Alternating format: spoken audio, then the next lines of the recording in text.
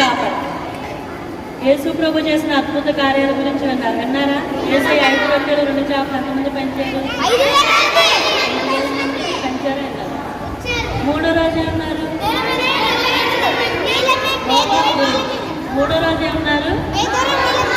నోవాహు గురించి. 4వ రోజు ఏమన్నారు? ఎస్తేరు గురించి. 4వ రోజు.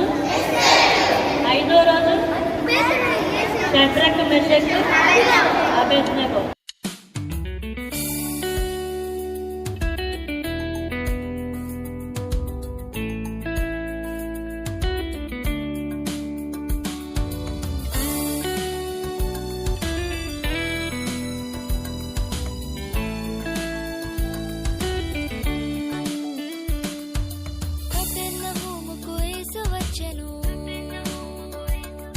ఒక ఇంటిలో బోధించుచుండెను, కపెర్నహూముకు యేసు వచ్చెను. ఆ ఇంటిలో స్థలము లేకపోయెను.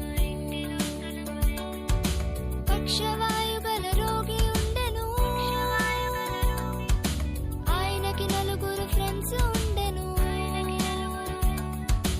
పక్షవాయు గల రోగి ఉండెను. ఆయనకి 4 ఫ్రెండ్స్ ఉండెను.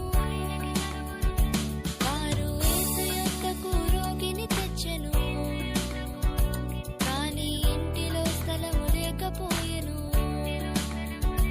వారు యేసు యొద్దకు రోగిని తెచ్చెను. కానీ ఇంటిలో స్థలము లేకపోయెను. లెఫ్ట్ రైట్ చూసి పైకి చూసిరి. గొప్ప ఐడియాతో ఇంటి కప్పు విప్పిరి. లెఫ్ట్ రైట్ చూసి పైకి చూసిరి. గొప్ప ఐడియాతో ఇంటి కప్పు విప్పిరి. రోగిని పరుపుతో దింపిరి యేసు నొద్దకు.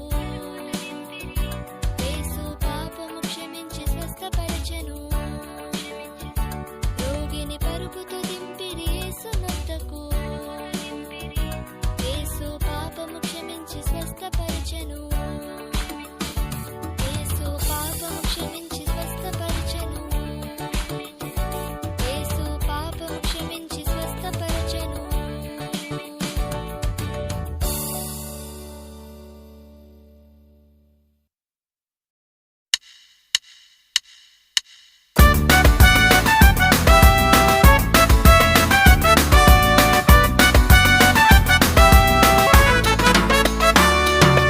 అద్భుతమైన ప్రయాణం నా యేసుతో ప్రయాణం. ఆనందమైన ప్రయాణం నా యేసుతో ప్రయాణం. అద్భుతమైన ప్రయాణం నా యేసుతో ప్రయాణం. ఆనందమైన ప్రయాణం నా యేసుతో ప్రయాణం. జీవన ప్రయాణం నా యేసుతో ప్రయాణం. నా జీవన ప్రయాణం నా యేసుతో ప్రయాణం.